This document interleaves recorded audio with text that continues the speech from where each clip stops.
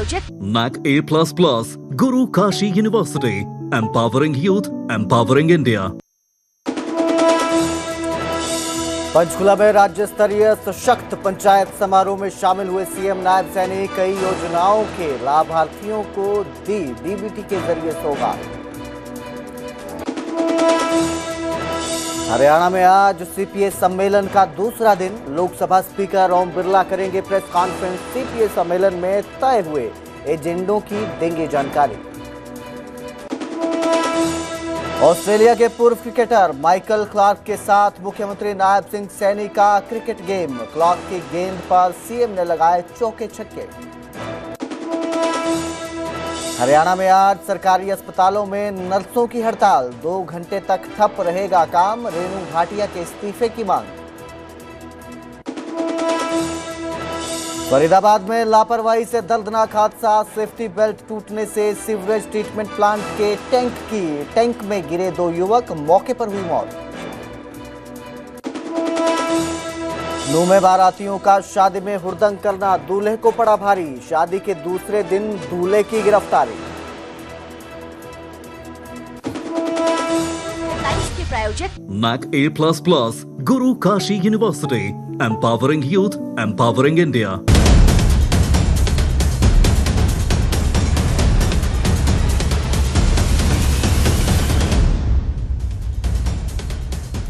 नमस्कार, स्वागत है न्यूज 18 पंजाब हरियाणा हिमाचल में। मैं आपके साथ कुलदीप भारद्वाज और हाजिर हूं हरियाणा हिमाचल प्राइम बुलेटिन लेकर। बुलेटिन की शुरुआत करेंगे पंचकुला से, जहां मुख्यमंत्री नायब सिंह सैनी पहुंचे हैं। राज्य स्तरीय सशक्त पंचायत समारोह में मुख्यमंत्री नायब सिंह सैनी शामिल हुए हैं और कई योजनाओं के लाभार्थियों को राशि भेजी गई है। डीबीटी के जरिए राशि भेजी गई है। तस्वीरें आपकी स्क्रीन पर हैं, लाइव तस्वीरें आपको दिखा रहे हैं पंचकुला से। ये तस्वीरें सामने आ रही हैं। सीएम बोल रहे हैं आपको, चलिए सुनाते हैं क्या सीएम कह रहे हैं। मैं बधाई देना चाहूंगा हमारी फतेहाबाद की जो जांडली कला की सरपंच है श्रीमती शीला देवी जी, चरखी दादरी जिंजर की हमारी सरपंच संतोष जी और अंबाला की हमारी अन्नू बाला जी। महिलाओं ने मैदान मारा भाई, ये आपके सामने। सरपंच पति कौन कौन बैठे, हाथ खड़ा करियो है।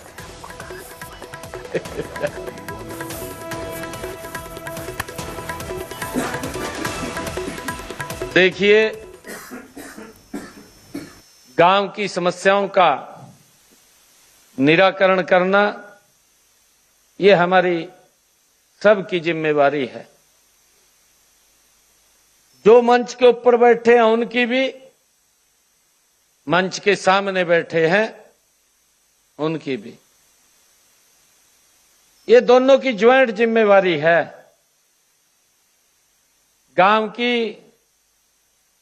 समस्याएं, कई बार तो ये सोचते हैं कि सरकार से पैसा आएगा। बहुत सारे ऐसे काम होते हैं जो बिना पैसे के भी आप लोगों को लाभ दे सकते हैं, उस काम को कर सकते हैं। हमने इस तरफ साथियों बढ़ना चाहिए। आज आप लोगों को यहां पर इसलिए आमंत्रित किया गया है क्योंकि हमने पिछले दिनों कुछ बातें आपसे कही थी। अभी जब मैंने पिछले दिनों अधिकारियों को सरपंच पंचायत दिवस के अवसर पर सम्मेलन बुलाने के लिए कहा, जो मिडिल ईस्ट की समस्या थी, उस दौरान आदरणीय प्रधानमंत्री जी ने एक देश के लोगों को आह्वान किया था कि हमें खर्चों को कम करना चाहिए। खर्चों को कम करेंगे तो हम इस समस्या से भी बाहर निकलेंगे, यह आह्वान किया था। साथियों, हम सब जानते हैं कोरोना काल का जब कालखंड था, उस समय में स्थिति बड़ी भयानक थी। और ये समस्या वैश्विक थी, कोई ये भारत की समस्या नहीं थी, क्योंकि ना हमारे पास वैक्सीन थी, ना कोई दवाई थी जिससे इसका इलाज हो सके। लोगों में एक बड़ा भय का वातावरण था, परंतु देश के यशस्वी प्रधानमंत्री आदरणीय नरेंद्र मोदी जी का भारत के लोगों के साथ कंधे से कंधा मिलाकर के साथियों सहयोग था। मुझे खुशी है कि आदरणीय प्रधानमंत्री जी के नेतृत्व में उस वैश्विक बीमारी से भारत को बाहर निकालने का काम सुरक्षित तरीके से आदरणीय नरेंद्र मोदी जी ने किया है। और साथियों, भारत को ही नहीं, हमें इस बात को समझना चाहिए, भारत को ही नहीं, हमारे वैज्ञानिकों ने भारत के वैक्सीन बना करके दी और बहुत सारे देशों को फ्री में वैक्सीन भेजने का काम आदरणीय नरेंद्र मोदी जी ने किया। उनको भी उस बीमारी से बचाने का काम नरेंद्र मोदी जी ने किया है। साथियों, हम सब की बड़ी जिम्मेवारी है। मैं आप लोगों से आज यही आग्रह करने के लिए आया हूं। हमारे कई लोगों ने, सरपंचगणों ने कुछ समस्याएं रखी हैं। मैं वो समस्याएं देख रहा था और उसके बारे में बताया जा रहा था। समस्याओं के बारे में एक बात हमारे सरपंच साहब ने की है कि बिना पर्ची बिना खर्ची के रोजगार मिला है। साथियों, ये कुरीति थी, आप लोग भी जानते हैं, हमारा युवा भी जानता है। हमारे युवाओं के मां बाप भी इस बात से भलीभांति परिचित थे कि बिना किसी सिफारिश के बच्चे को नौकरी नहीं मिलती। ये नरेंद्र मोदी जी के नेतृत्व में ये हरियाणा के अंदर वातावरण बदलने का काम किया है कि आज बिना पर्ची बिना खर्ची के हरियाणा सरकार में साथियों नौकरी लग रही है। और मुझे खुशी है, अभी 3 रोज पहले एक रिजल्ट निकला है। उस रिजल्ट के अंदर भी हरियाणा प्रदेश के 3007 बच्चे सेलेक्ट हुए हैं, किसी का कोई 5 पैसा नहीं लगा। साथियों, दूसरी भर्ती के ऊपर काम चल रहा है, हमारे युवाओं का पीएमटी चल रहा है। आने वाले समय के अंदर 5600 बच्चे और हमारी बेटियां हरियाणा पुलिस के अंदर वो शामिल होंगी। और साथियों, इसी प्रकार से 8500 बच्चों का टेस्ट हुआ है, उनका भी जल्दी रिजल्ट आएगा। वो भी धीरे धीरे करके जब रिजल्ट आता है तो हरियाणा सरकार के इस बेड़े में हमारे युवा बिना पर्ची बिना खर्ची के शामिल होते हैं। एक विश्वास, गांव हो, शहर हो, मेरा पंचायत का वार्ड हो या मेरा नगर पालिका नगर निगम का वार्ड हो, हर स्थान के ऊपर साथियों इस बात का विश्वास बड़ा है, प्रागड़ हुआ है कि सरकार में बिना पर्ची बिना खर्ची के आज हरियाणा में युवाओं को नौकरी लग रही है। साथियों, ये बड़ा विश्वास ये नरेंद्र मोदी जी के नेतृत्व में साथियों बंधा है। मुझे खुशी है, आदरणीय प्रधानमंत्री जी के 12 वर्ष साथियों गौरवशाली पूरे किए हैं। आप देख भी रहे हैं, 12 वर्षों के अंदर साथियों देश गति से आगे बढ़ा है। अगर हम 55 साल का शासन देखें, एक तरफ आजादी के बाद साथियों देश के ऊपर सरकार का शासन रहा है और 55 साल तक जो शासन हुआ है, ये 11 वर्षों का अगर शासन देखेंगे 5 गुना ज्यादा काम नरेंद्र मोदी जी ने साथियों इन 12 वर्षों के अंदर किया है। साथियों, आज देश का हर व्यक्ति, हर नागरिक इस बात की चर्चा कर रहा है। मेरे साथियों ने नशे की बात भी करी है। मैं आज आप लोगों से ये कुछ विषयों के ऊपर बात करने के लिए आया हूं। साथियों, मैंने पिछले दिनों आप लोगों के बीच में कहा था, मैंने ये कहा था कि हमारा गांव, क्योंकि हम गांव के प्रथम व्यक्ति हैं, आप गांव के सम्मानित व्यक्ति हैं, और मैंने आपसे जब चर्चा किया, मैंने कहा कि हमारा मंच के ऊपर जो लोग बैठे हैं और मंच के सामने जो लोग बैठे हैं, हमारी ज्वाइंट जिम्मेवारी है कि हम मिलकर के गांव को अपने विकसित बनाने का काम करें। साथियों, जो नशे की बात की गई है, किसी भी बैड एलिमेंट्स को, साथियों, यह अधिकार नहीं है कि हमारे बच्चों के साथ वो खिलवाड़ कर सके या उनको नशे में धकेल सके। साथियों, हमारी सरकार ये मजबूती से काम कर रही है। मुझे आप लोगों का सहयोग चाहिए, मुझे हरियाणा प्रदेश के सरपंचों का सहयोग चाहिए। साथियों, मैं आपको विश्वास दिलाता हूं, नशे के कारोबार में शामिल कितना बड़ा व्यक्ति होगा, कितनी ऊंची पहुंच होगी, साथियों, मट्टी में मिलाने का काम ये हरियाणा सरकार करेगी, आपके सहयोग से करेगी। किसी को साथियों बख्शेंगे नहीं। यह हमारी सरकार का देन है कि हमने नशे को समाप्त करना है। और साथियों, मैं ये भी कहना चाहता हूं, मुझे आपके सहयोग की इसलिए आवश्यकता है कि हमने ये भी कहा है, हमने एक मानस पोर्टल खोला है। मानस पोर्टल के ऊपर व्यक्ति अगर जानकारी देगा, उसके नाम की चर्चा कहीं नहीं होगी, किसने जानकारी दी है, किसने नहीं दी, परंतु जो नशे के कारोबार में शामिल है उसके खिलाफ सख्त कार्रवाई करने का काम हमारी पुलिस करती है। और साथियों, हमने कहा भी, हमने नॉर्म तय किए हैं कि अगर कहीं पुलिस की मिलीभगत होती है, उसका भी नाम चुपकी से बता दीजिए।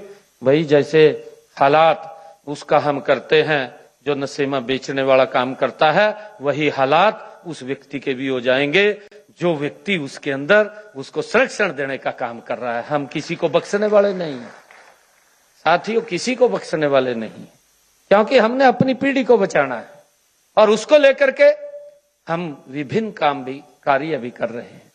चाहे हम मैराथन की बात हो, चाहे साथियों हम साइक्लोथॉन की बात करते हैं।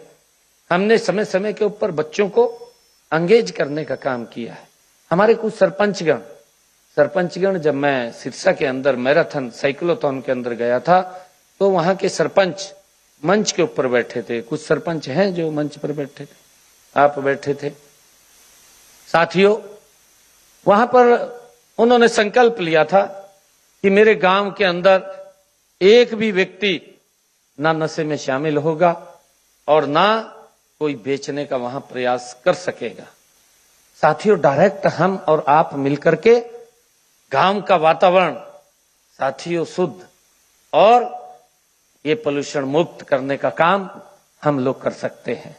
मेरा आग्रह है आप लोगों से, मैंने कहा था कि मुझे आपके सहयोग की आवश्यकता है। देखिए, राजनीति 5 साल के बाद करनी होती है।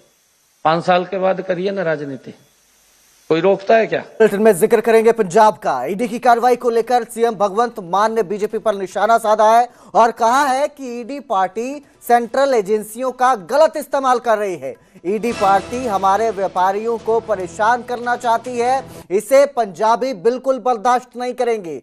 पंजाब के मुख्यमंत्री भगवंत सिंह मान का यह बयान है, बीजेपी पर निशाना साधा है। और आपको बता दें कि बीजेपी पर लगातार निशाना साधा जा रहा है आम आदमी पार्टी की तरफ से। ईडी की कार्रवाई को लेकर इस तरह के निशाने साधे जा रहे हैं। ईडी की पार्टी कहकर बीजेपी को संबोधित किया जा रहा है और इसी पर अब सीधा कहा है कि ईडी पार्टी सेंट्रल एजेंसियों का गलत इस्तेमाल कर रही है। ईडी पार्टी हमारे व्यापारियों को परेशान करना चाहती है। भगवंत सिंह मान ने यह साफ साफ कहा कि इसे पंजाबी बिल्कुल बर्दाश्त नहीं करेंगे। तो आपको बड़ी खबर दे रहे हैं इस वक्त की, जिस तरह से ईडी की कार्रवाई पंजाब में देखने को मिल रही है। लगातार ईडी दबिश दे रही है, अलग अलग जगहों पर ईडी की टीमें पहुंच रही हैं और आम आदमी पार्टी के कई जो नेता हैं उनके घर पर भी ईडी ने दबिश दी है। इसके साथ ही अभी बीते कुछ दिन पहले संजीव अरोड़ा के घर पर ईडी की टीम पहुंची थी और इसी को लेकर अब ये निशाना साधा जा रहा है बीजेपी पर। आम आदमी पार्टी की तरफ से ईडी पार्टी कहा जा रहा है और सीधा कहा जा रहा है कि ईडी पार्टी हमारे व्यापारियों को परेशान करना चाहती है, इसे पंजाबी बिल्कुल बर्दाश्त नहीं करेंगे। पंजाब के मुख्यमंत्री भगवंत सिंह मान का ये बयान है, बीजेपी पर निशाना साधा है, क्योंकि लगातार हम देख रहे हैं और कुछ दिन पहले मोहाली से एक तस्वीर भी सामने आई थी जब ईडी की टीम ने रेड की थी मोहाली में एक कारोबारी के घर पर, तो पैसों से भरा हुआ बैग भी फेंका गया था, जिसके बाद काफी चर्चा में ये मामला आया था।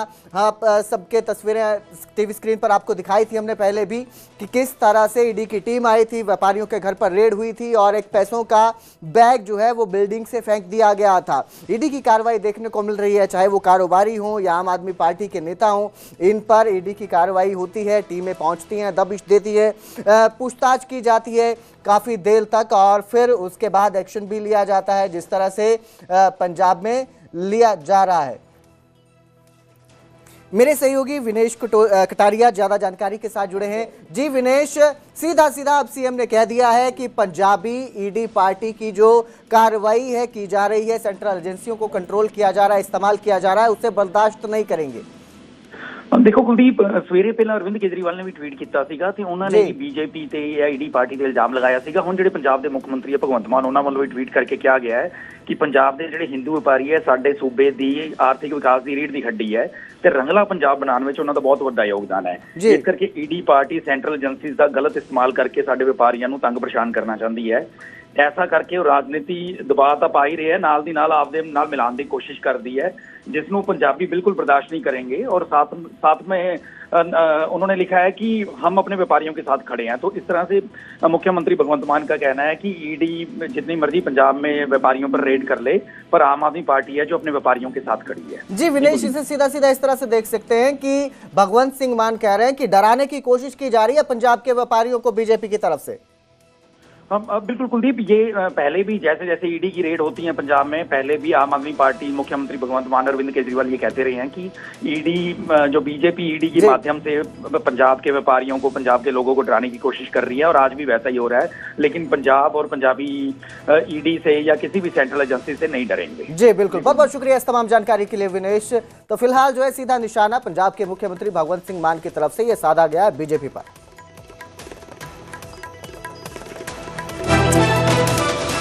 और बुलेटिन में अब जिक्र करेंगे सीपीए सम्मेलन का। आज दूसरा दिन है, हरियाणा में ये सीपीए सम्मेलन किया जा रहा है और पहली बार हरियाणा कॉमनवेल्थ पार्लियामेंट्री एसोसिएशन का जो जोन 2 का सम्मेलन है उसकी मेजबानी कर रही है।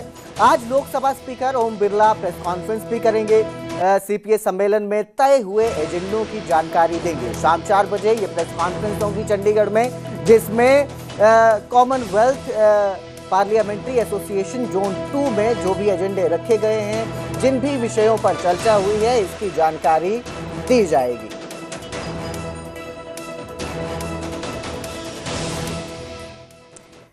तो एक और हरियाणा में सीपीए सम्मेलन चल रहा है, तो दूसरी ओर मुख्यमंत्री नायब सिंह सैनी का क्रिकेटर वाला अंदाज भी देखने को मिला। मुख्यमंत्री नायब सिंह सैनी एक अलग अंदाज में दिखे, जहां पर वो क्रिकेट खेलते नजर आए और क्रिकेट भी ऑस्ट्रेलिया के पूर्व कप्तान माइकल क्लार्क के साथ खेल रहे थे। इस दौरान माइकल क्लार्क उन्हें गेंद डालते हैं और सीएम सैनी बल्ले से गेंद को उछालते नजर आ रहे हैं। दरअसल मुख्यमंत्री आवास पर ऑस्ट्रेलिया के पूर्व क्रिकेटर और कप्तान माइकल क्लार्क पहुंचे थे। उनके आवास पर पहुंचकर उन्होंने मुलाकात की, बातचीत की और इस दौरान पूर्व क्रिकेटर और कप्तान जो हैं ऑस्ट्रेलिया के, उन्होंने सीएम मान को एक ऑटोग्राफ्ड बल्ला भी भेंट किया। वहीं मुख्यमंत्री नायब सिंह सैनी ने भी उन्हें सम्मानित किया।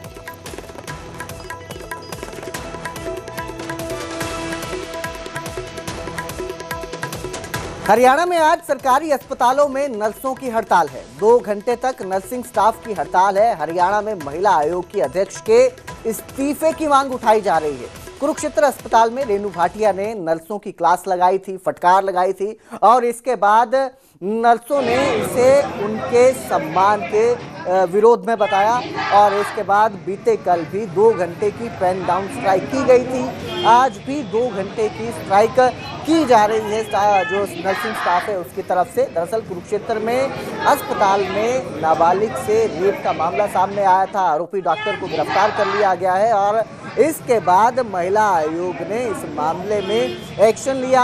औचक निरीक्षण करने महिला आयोग की अध्यक्ष रेणु भाटिया अस्पताल पहुंची थी और इस दौरान उन्होंने नर्सिंग स्टाफ की क्लास लगाई थी। इसी का विरोध अब जो है नर्सिंग स्टाफ की तरफ से किया जा रहा है और पेन डाउन स्ट्राइक की जा रही है।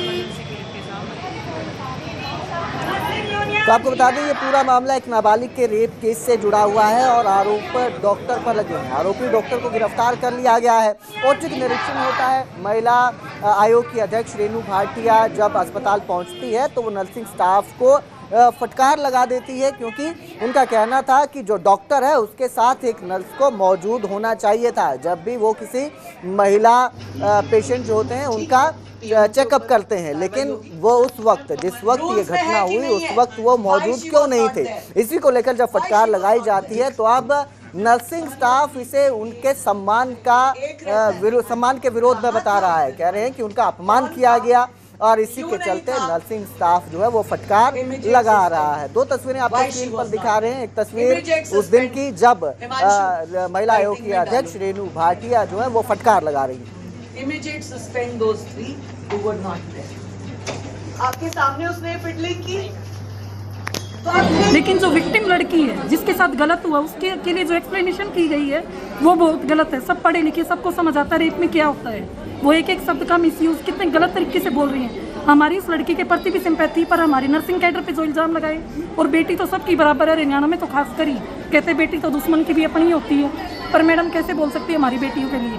हमें मैडम की माफ़ी नहीं चाहिए, हमें मैडम का टर्मिनेशन चाहिए, हरियाणा सरकार इस्तीफा चाहिए सर हमें। कुरुक्षेत्र के अंदर एलएनजेपी अस्पताल में एक डॉक्टर एक बच्ची के साथ दुष्कर्म करता है और उसके बाद वहां पर महिला आयोग की जो चेयरपर्सन है रेणु भाटिया वो पहुंचती हैं और नर्सेज पर गुस्सा होती हैं, जिसको लेकर कल कुरुक्षेत्र के अंदर 2 घंटे का पेन डाउन किया गया। आज करनाल में भी किया गया, हरियाणा के कई और जिलों में भी किया गया। हमारे साथ मैम है, उनसे एक बार बात कर लेते हैं। मैम, क्या बात आप अपनी रखना चाहते हैं ताकि सरकार तक वो बात पहुंच सके? सर, हम सरकार तक यही पहुंचाना चाहते हैं कि अगर रेणु मैडम महिला आयोग की इतनी बड़ी अधिकारी होकर भी अपने शब्दों का चयन अच्छे प्रकार से नहीं कर सकती तो वो इस पद को संभालने के काबिल नहीं है हमारी नज़रों में। एक स्त्री का इतना अपमान करेगी तो किस नाम के महिला आयोग की अधिकारी रही। हम ये चाहते हैं कि मैडम हमसे माफ़ी मांगे और इस पद को छोड़ दें और शैलेंद्र को कड़ी से कड़ी सजा मिले और उन्हें फांसी की सजा सुनाई जाए। तो आज 2 घंटे का पेन डाउन रहा। आज 2 घंटे का है। आगे हमारी यूनियन जो डिसाइड करेगी हम उनके साथ हैं। सिर्फ हम ही नहीं, हर कैडर का इंसान उनके साथ है, चाहे वो फार्मेसी कैडर हो, चाहे वो लैब टेक्नीशियंस का कैडर हो, चाहे वो डॉक्टर्स का कैडर हो, जो भी कैडर हैं सब कैडर हमारा 100% साथ देंगे। तो मरीज वगैरह मैम सर, मरीज बिल्कुल भी सफर नहीं कर रहे। आप अभी इंडोर और आउटडोर फैसिलिटीज में जाकर देख सकते हैं, सबको हर तरह की सुविधा पूरी 100% मिल रही है जैसे आम दिनों में मिलती है। बिल्कुल, जैसे आम दिनों में मरीज को इलाज मिलता था वैसे मिल रहा है, लेकिन इनकी मांग भी सरकार तक पहुंचनी चाहिए, इसलिए 2 घंटे का पेन डाउन किया है। मैम, आगे भी रह सकता है ये? बिल्कुल सर, अगर हमारी मांगें नहीं मानी जाती हैं तो इसको हड़ताल को और ज़्यादा लंबा चलाया जा सकता है, क्योंकि हम चाहते हैं कि जो उन्होंने बयान दिया है सबसे पहले वो उसके लिए माफ़ी मांगे और अगर वो माफ़ी नहीं मांगते हैं तो अपने पद से इस्तीफा दें। एक महिला होने के नाते महिला के लिए वो ऐसे शब्द यूज़ कर रहे हैं तो उनको अपने पद पर रहने का कोई हक नहीं है। फिलहाल इस बुलेटिन में इतना ही। बाकी की खबरों के लिए आप देखते रहिए न्यूज़ 18 पंजाब हरियाणा हिमाचल।